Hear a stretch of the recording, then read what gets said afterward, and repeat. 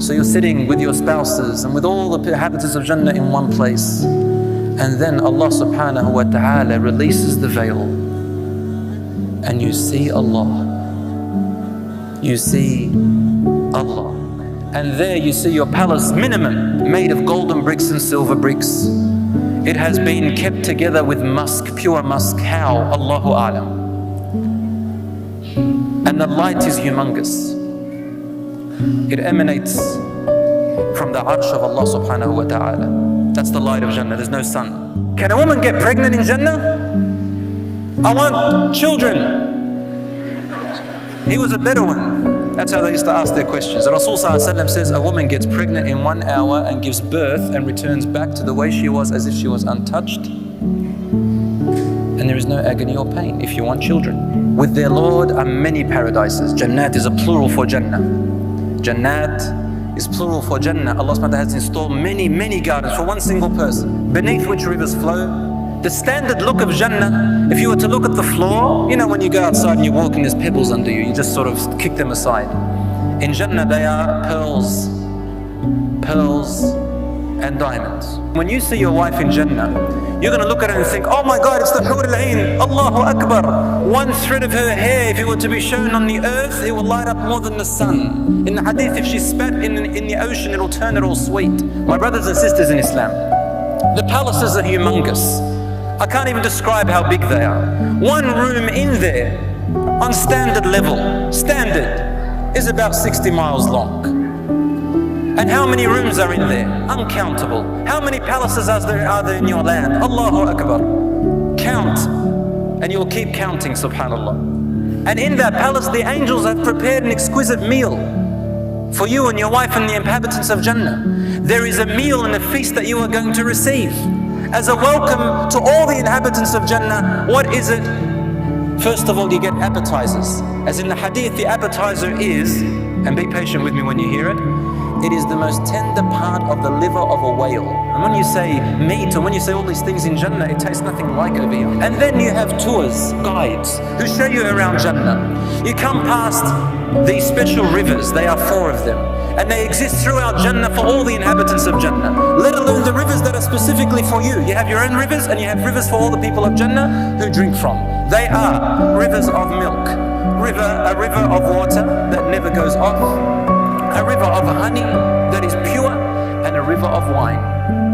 Again, don't think water of this world, milk of this world, honey of this world, or wine of this world. Then you get wine from a fountain called Salsabil, but it's not intoxicant. And then the feast comes along. The angels bring to you the meat of beef. It is a buffalo that has been grazing in the most tender parts of the grasses of Jannah since the day Jannah was created, prepared for you. And it will be slaughtered, and then you will eat from its meat. You will eat beef, and you're thinking to yourself, but I don't like beef in this world. Well, in Jannah it's not the same beef. And guess what? It's been mixed with all the spices and all the things that you love. And Allah has created these angels or these people who make it, and they are chefs. Imagine being created a chef by Allah subhanahu wa ta'ala to do that. There are special creatures in Jannah whom Allah has created to decorate your palace.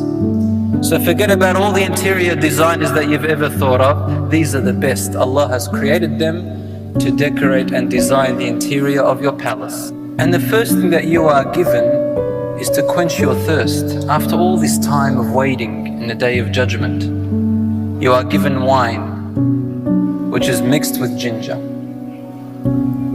to refresh yourself in the waiting area. And you are with these beautiful people with bright faces. They're all smiling, they're all cheerful. They're all telling you, come and read my book. And you say, read mine. And they say, well, you know, what about mine? Look what I've done here. And Allah subhanahu wa ta'ala has wiped away all the sins. No one knows them. They're a secret between you and Allah subhanahu wa ta'ala. You can never get enough of something. You can never get full. You can never get hungry. You don't go to the toilet. I see the young boys and girls here. You don't go to the toilet there ever again.